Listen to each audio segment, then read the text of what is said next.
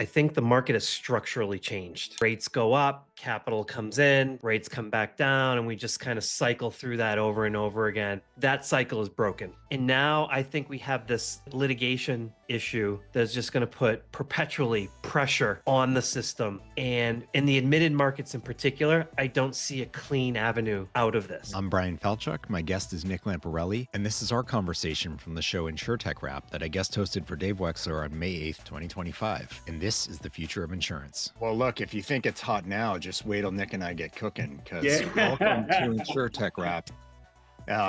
So welcome, everybody. If you don't know me, I'm not your usual host. I'm not Dave Wechsler, who is off at a conference right now doing far more important things. I'm Bryan Falchuk. I host a show called The Future of Insurance and write a podcast of the same name. And recently had Dave on my show, so maybe you're aware of it from that side. And he said, hey, do you want to come on the show and guest host it for me while I'm out? And I said, fantastic. Under one condition, I want to have my friend Nick Lamparelli on, and we're going to have a pretty fun, open conversation about the sustainability of the insurance market. And want to bring all of you into that. It's something Nick and I actually did on a recurring basis every week, every Friday for like, I don't know, a year or two. And people started to ask if they could join in, and we always said no. But now we're saying yes. And that's what today's episode is. So couple of quick points as we get started is, well, welcome to InsurTech Wrap. This is a show, yes, but a community more than anything. And in the spirit of that community, we ask you, if you can, keep your cameras on, keep yourself on mute if you don't mind, unless I ask you to come off mute to share something. Introduce yourself in the chat. People love putting their LinkedIn profile links there so we can all get connected to each other as part of that community theme. So that's a great way to get to connect to folks. Who are you? What's your company? What do you do? Where are you from? Whatever. And then Nick and I, if we're left to our own devices, we would talk for hours and would make no room for anyone else. But we're going to do better than that today. This will be a half an hour, and we want to hear thoughts you want to interject, questions you want us answering. There's a little Q&A button at the bottom of Zoom. Just hit that, and you can ask your question right there. And that way I can keep an eye on it. I won't be keeping an eye on the chat because it gets distracting. So if you put your question there, I'm not going to see it. So just make sure that you pop it into the Q&A. And one last housekeeping note is, while this is going out as part of InsurTech Wrap, I got Dave to agree to let me simulcast it, if you will, or dual release it. So this is also going to be an episode of The Future of Insurance that should release in like a week and a half or so. It'll be a week from the Tuesday, like the 20th, May 20th is what I'm trying to say. I just had to do the math on the calendar in my head. With that, I am going to add Nick Lamparelli to the conversation. And Nick, if you want to give everyone a quickie on who you are and why the heck are you here, other than me bullying you and pressuring you into doing it. No bullying, no pressure. It was, Nick, do you want to do this? Yep, let's go. Just tell me date and time. Easy. Nick Lamparelli, near 3-decade insurance professional, agent, broker, wholesaler, 2-time MGA startup founder, and now managing partner of Insurance Nerds, which I think I recognize a lot of friends. So I hope I don't have to describe that. And my biggest accomplishment, friend to Bryan. Wow. Well, and we already had questions. One was, how do you stay so awesome all the time? And then the other is, who is more handsome? I don't think we need to answer either of those things. But Nick, we do have to talk about, how does the insurance market stay awesome going forward? Right? All kidding aside, look, without trying to trigger anyone, it was a really tough year, 2023. 2024 was slightly better for some reasons. We took rate. We got some investment returns. That first 3 quarters of 2023 were a little bit more challenged from a stock return standpoint. But like the fundamental dynamics are still super challenged. And right now is no different. Inflation, tariffs, Nat Cat. No one's talking about Nat Cat right now. I think just because of tariffs, eating the whole conversation. But there are a lot of dynamics that are very difficult for a carrier to find a path to profitability that is also a path to affordability on the consumer side. And for our agent and broker friends stuck in the middle with risks that have to be placed, it's also very difficult. I know this is a lot of what you focus on, especially in the Floridian market where you're based, but can we talk about this and hopefully not make anybody cry? And if you need to come off mute and cry, just grab some tissues and resist the urge. I mean, I'm not sure this is rocket science, right? Like, clearly we're struggling, but Brian, you and I have had actually recorded discussions where we've talked about. I think the market has structurally changed. Yeah. Right? What do you So mean? so the old days of admitted markets, we go into a crisis or we have a nat cat, rates go up, capital comes in, rates come back down, and we just kind of cycle through that over and over again. That cycle is broken. Yeah. That no longer exists, and there's a lot of reasons why it is snapped. I think insurance in particular, you have sectors like the energy sector, which I would say is highly regulated, Yeah. right? I don't even call insurance highly regulated. I call it super regulated, right? Like there are literal caps on things, how much profit you can make. There are caps on what you can say, how you can say it, Yeah. timing elements around claims, Brian, right? And the we're seeing a convergence of a whole bunch of things where it's like the caps that exist in these super regulated markets, Florida in particular, um, Yeah. the the amount of profit margin that you can put into your rates is 4.6% for property, It's right? fixed. Yeah. What is the going rate for like 30-year treasury bond, Yeah. right? And compare the two. One is risk free and one is not anywhere close to adequate for the Yeah. amount of risk and the hair pulling exercise that has to occur in Yeah. getting your rates filed, getting your forms filed, dealing with litigation on the other side. Um, these things have kind of all swirled around now, Yeah. and capital, for one thing, you when these cats occur, you can no longer get rate, or it takes you 2, 3, 4 years to get rate. You see, it seems like the market's always behind Yeah. in getting rate, and now I think we have this continued litigation issue that's just going to put perpetually pressure on the system. And in the admitted markets in particular, I don't see a clean avenue out of Yeah. this. So it gets to what you're describing, Brian, where it's like carriers are going to need to aggressively pull back. They're going to want to aggressively cap rate. So there's going to be a disconnect where there's going to be a marketplace where for a large swath of our our countrymen, our Yeah. citizens, our peers, they're not going to be able to afford it, Yeah.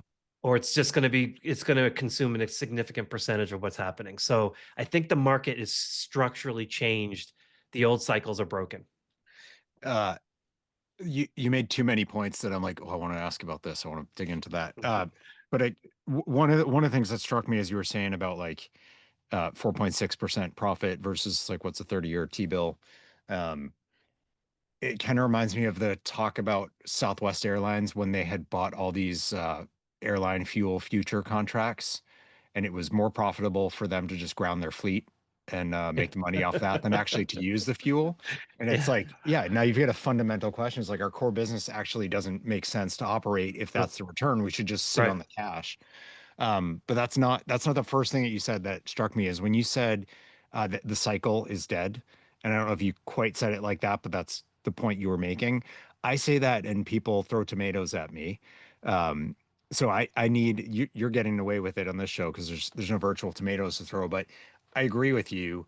But there are people who still don't, and I wonder if you can expand on that a little bit. Is like what makes you say that and validate that as a fact? Because I totally agree with you. I think capital. So these catastrophic events would occur, or a crisis would occur, and there were much smoother mechanisms. There was the assumption that like, okay, now we're going to get rates are going to go up. The regulatory function Yeah. is essentially has no grease in it, right? There's just been sand thrown in the process. In states like California, I saw Curtis was attending. He did that brilliant video where he compared it to milk, and you, it's a political position. No regulator is going to get voted into that job by saying we're going to raise rates. So they did everything in a subversive way to sit on rate filings. So these wildfires would occur, it would they could not catch up. The regulators Yeah. would sit on it, they'd make it difficult. And that is occurring in so many different states, um, that I think that's the first domino, Brian. Hmm. Like, okay, these events occur, but we can't get the rate afterwards. So in the reinsurance markets with these catastrophe models and other analytics have gotten so sophisticated that they're optimizing what they see is the correct way, like what needs to occur in these states for us to find it interesting, where we Yeah. think we can get a return. For Florida, a lot of that reinsurance is coming from Bermuda, and Yeah. man, those folks are rocket scientists that have transitioned over, Yeah. and they know exactly, like, okay, these are the conditions that we are looking for. If those conditions aren't met, we're not sending any reinsurance over there. Yeah.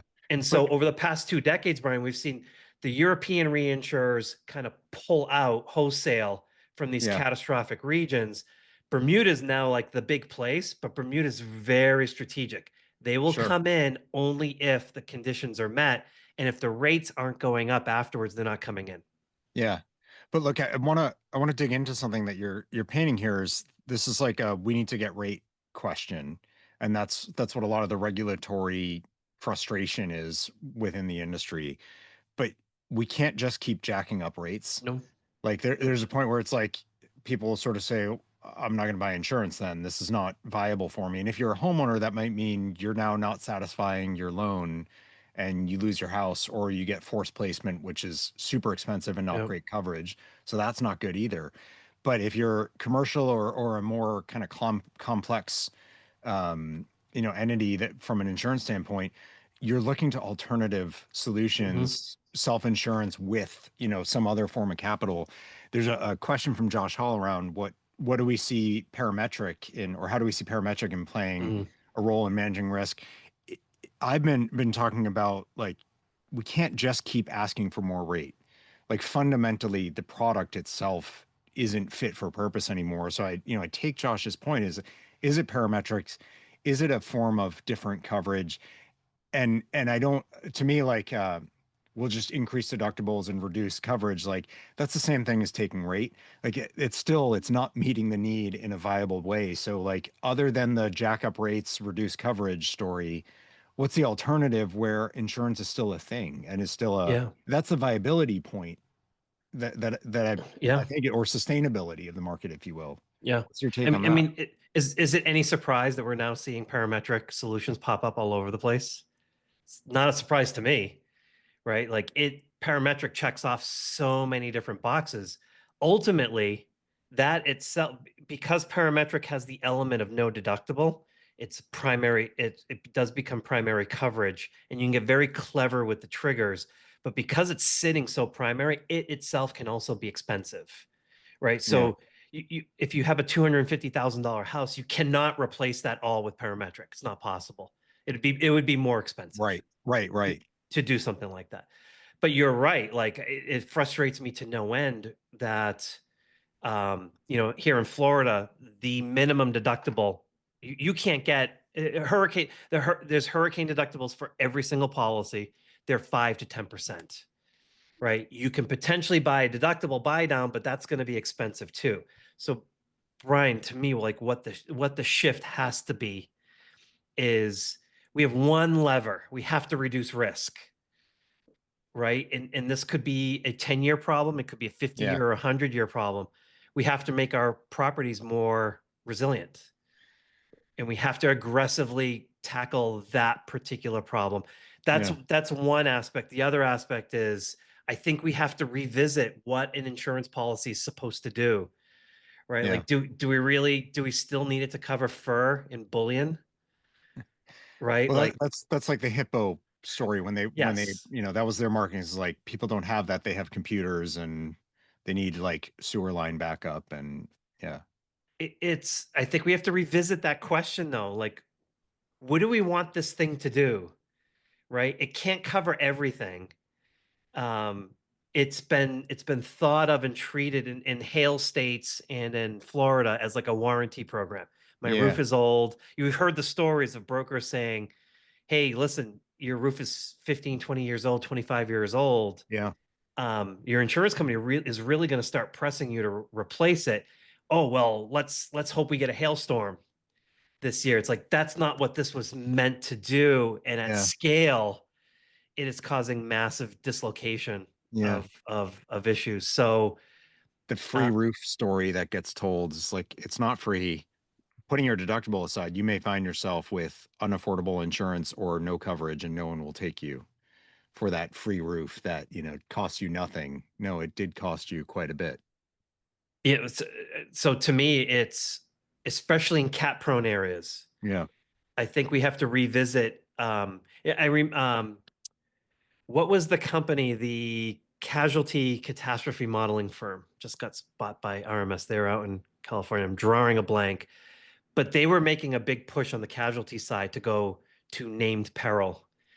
I honestly, Brian, I Wow. think I think we have the HO3 special form. So I'll talk about homeowners in particular because I think that's the more pressing area.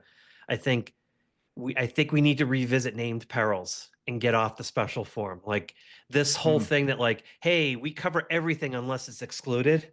Ugh, Yeah. has opened up so many doors for litigation and other problems. We're seeing this play out in real time in California Yeah. with the smoke damage, Yeah. right? And plaintiffs attorneys being plaintiffs attorneys, they're going to try to kick in any door that you make available to them.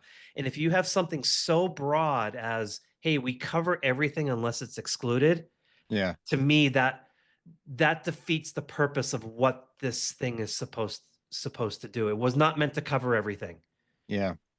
Nick, I'm gonna pivot us from doing what we normally do, which is just keep talking and hit on some of these questions because I want to get your take on them. Wayne Gushkarian had a question about what are companies doing to diversify their business model to deal with the highs and lows of the P&C market, not the cycle. He didn't say that, but these spots that they're in. Are you seeing solutions to creating economic viability within the carrier versus like, yeah, we're just gonna increase rate where we can? I Are mean, you seeing anyone who's being creative about in their business model to survive these moments? um, not really. I mean, I think diversification is an absolute must, Yeah. right? Like you should absolutely have a model, and this is why I encourage what I would like to see, especially for those like 150-year-old mutual insurers. Is I do think they need to have like an MGA vehicle that they Hmm. have to bolt on or attach to their carrier because they themselves are not going to be able to do with their carrier the aggressive diversification that's going to be necessary, both from a geographic standpoint, but also from lines of business, Yeah. right? So if you're a homeowner's carrier and you've been doing it for 150 years, right? Like you absolutely need a vehicle to offer auto. Look, it's an absolute no Do brainer you, to do you try need an to. MGA for that though, or No, you could you don't. be like could you have an agency within your structure that allows you to place with other carriers? Some vehicle, Brian. Yeah. I Okay. say I say MGA because I think the carrier is going to want to control the experience Yeah. around that. But an MGA gives them then they can partner with an auto insurer and Yeah. bring in and make it look like it's coming from one location, right? Yeah. You Yeah. have the customer, right? So if you're a homeowner writer, you're mutual, regional, and let's say you have 100,000 clients, that's 100,000 clients that you could sell auto to. That's Yeah. 100,000 clients that you could sell pet insurance to, right? Like keep it in the family Yeah. kind of Without having thing to have the balance sheet risk. without the balance sheet risk or Yeah. without the customer acquisition costs. Yeah. Yeah. You've already suffered that part. Yeah. Like no one talks about this enough, but it is really, even Lemonade is finding out, it is really Oh, expensive to acquire a customer. I don't know if Lemonade's found that out. I think all of us have seen it more Well, than we, enough in their data, but yeah, well, no, it's so I mean, not to get into a Lemonade discussion, but they're synthetic agents, which the name of that irks me so much because that sounds like, oh, it's an AI agent. No, it's just financing for their CAC yeah, through a PE firm. Um, yeah, that or a hedge fund, I don't know, whatever. That was a KKR. I forget who's doing the yeah. financing for that, but it's like it's not a I mean, synthetic agent. I mean, Anna made in the chat said those little mutuals have so much surplus. If you look at the mutuals, right, like they could actually execute on this. And I don't think I don't think necessarily they may want to use their capital because they're going to be really stingy in doing that, and the MGA will just give them a vehicle to do things quicker. Yeah.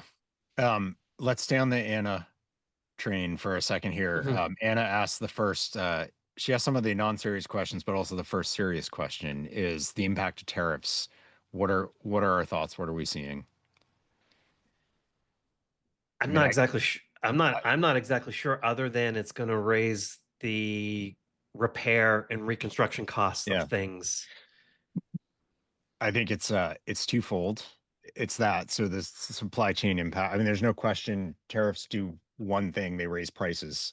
And it like setting the politics aside of like who's paying for them and whether they're good or bad. From a cost standpoint, they just like pure economics, they raise prices that will impact the cost of loss. And it's not priced in yet because these are just hitting and none of the approved rates factor in any of Yeah, that. yeah, Um, and of course, then there's the political risk that if you try to file a rate increase because of tariffs, do you get called out and doxxed for doing that? Like some of the retailers who are listing the tariffs are then called out for being like political and whatnot. That's a whole other issue. mm, But the other side of the tariff piece is it's not the tariffs themselves, it's the chaos and uncertainty. Um, Insurance doesn't like uncertainty. That's the whole point of insurance, right? We're buying something that's uncertain and we put structure around it to remove uncertainty so that it can be lived with and paid for and structured and priced and all that. When you inject other uncertainty, where every day that the story around the tariffs a little bit different, that's quite a complication. So I think there's two sides. There's like just the math, and then there's just this is added yeah, uncertainty, and that's not a good thing for a business that's around uncertainty. yeah. The ripple effects, the uncertainty is probably going to affect the capital markets first. Yeah, And yeah, what is an insurance company, especially when you get to scale? It's really like a fancy investment vehicle as well. So if the surplus is being invested, and if they're just interest rates are going crazy and equity yeah, prices are going crazy, that absolutely comes back because part of the rate making exercise is, hey, we can have a smaller profit margin because we have the float that we're investing, kind of thing. If you don't have some degree of certainty around that part of it, you got to make yeah, it up somewhere else. yeah. Uh, so I said I wasn't going to look at the chats, and I'm lying. I have been looking at some of them. It says insurance. Josh Sigmundson, insurance doesn't like uncertainty. InsurTechs are uncertain, therefore insurance doesn't like InsurTechs. I'm not sure if that's true, but it was funny and it was worth reading. And there are certainly in traditional insurance folks who don't like that about startups and feel that they're uncertain, but there's others who do, and maybe they're leaning on that. But it's a good quote nonetheless. There's also a point on tariffs that in addition to chaos, it also disrupts trade flow and the attractiveness of a currency, which increases the long-term cost of capital, which then leads to reinsurance. Like, yes to all Yep. of it. So Yep. yeah, there's a wait and see, but there's also just the basic economics that underlie our business. And that's pretty clear. And tariffs are not a new thing that has never existed before. We've seen the impact of them in the past. So, but hey, everything could be different tomorrow. So we'll have to wait and see how it all plays out. But yeah, generally, I think the story is not a positive one for the industry or for lots of other folks from a cost standpoint. Nick, we're getting tight on time. There's a bunch of different interesting questions on there. One is, does the reciprocal model change anything in these more challenged markets? It is being used more and more. Do you see anything there? It's another vehicle that I think opens the door. It gives the policyholder a degree of equity in the risk. So yeah, I think the reciprocal model is going to be attractive because it can run at a higher loss ratio. It's almost Attractive to the insureds, to the insurer who's now an attorney in fact and not the insurer technically. Like, who are you? Well, the I'm curious. policyholder. Yeah, for Jacob, if you want to pop off mute for a second, were you speaking specifically for one piece of that puzzle, or just in general, or? It's just such a popular model that's just showing up. And I'm still trying to wrap my head around all of the different pieces and kind of that, you have ownership in the company itself. Like, how does that change how the regulation impacts what they're doing? Well, it's so interesting because the mutual structure is supposed to do the same thing. Yeah. What I really like about the reciprocal is I feel like the policyholder does have more say. A mutual is a fiefdom, right? Like it's amazing. Policyholders are supposed to have voting rights, but I think at scale, their vote is almost meaningless. Where I think as a reciprocal, the policyholder is actively contributing to the surplus of the company. So I think there's more things you can do. What is bothering me about the reciprocal is the regulators treat it like a regular insurance company with the same regulations, even though I would almost want them to carve out the reciprocal as a special case and treat it like a captive, a personal lines captive, and allow them more flexibility to do more things, especially if the policyholder does indeed have an equity stake in this thing, in this vehicle, in the viability of it. Now I think you can do creative things, and it's in their best interest to not have a claim, to reduce, to not wait 25 years before you replace your roof. Like, you can do creative things like, hey, we as the reciprocal, we vow to replace our roofs every 12, 15 years. And if you don't have a claim, maybe the reciprocal can dividend out certain things to create a financial incentive to do those sorts of things. So I hear you, and I feel like, generally speaking, reciprocal is sort of like in name and for marketing purposes, but in practice is not what you're describing. Are there examples where it is more like a captive? It is more of that, like, no, we really are a part of this. I don't think most people who sign up to, name a reciprocal carrier, what Branch, Pure. USA, Erie, Pure, whatever, are like, I'm in this because it's a reciprocal and this is what it means. Like, no, I need an insurance policy, with Pure, great high-end carrier. That I don't think they're sitting down and being like, because it's reciprocal. I think Pure was, if we look at the history of Pure and look at their annual reports, that felt like, hey, you're part of a family. You're part of this group. But that's what I'm saying, is not what the company's saying, but like talking to the actual policyholders. Do you think anyone's living it? And do you think they get that nuanced difference? Or maybe for those ones there isn't, but is there an example where you see it like what you just described with replacing your roof? Like, is that happening somewhere? No, my example was hypothetical. Yeah. Right. But I think it could be that way. It could be that way. There's nothing to prevent them from doing something like that. And I think Pure and Branch have been the closest things to something like that. I remember talking to Steven at Branch and how they actually had a process in place where their policyholders would refer new policyholders. And if you referred a bad policyholder, like someone who came in and like started filing claims, it actually harmed you as interesting in the membership of what it was you were doing. Really like they had a mechanism. I don't know the specific details around that, but I remember him mentioning that like they wanted a word of mouth kind of strategy to get new members to come in, but they didn't want new members to come in who were going to defile that's really the reciprocal. They wanted new members to come in that would abide by like what it was they were trying to accomplish. Nick, we should have another half an hour, but Dave not enough time. He won't allow us to continue to enlighten people, which is Dave's firm grip on the conversation is here even when he's not. If there was time, one of the things I would have asked you about tied to this is some of the community-based insurance solutions and bonds that you've seen, which I think is like the next discussion point in what you're just building on. So maybe that's a teaser to people if Dave ever lets us come on and ruin the show again. Thank you so much for the time. Thank you for the questions. The real and the funny ones were great.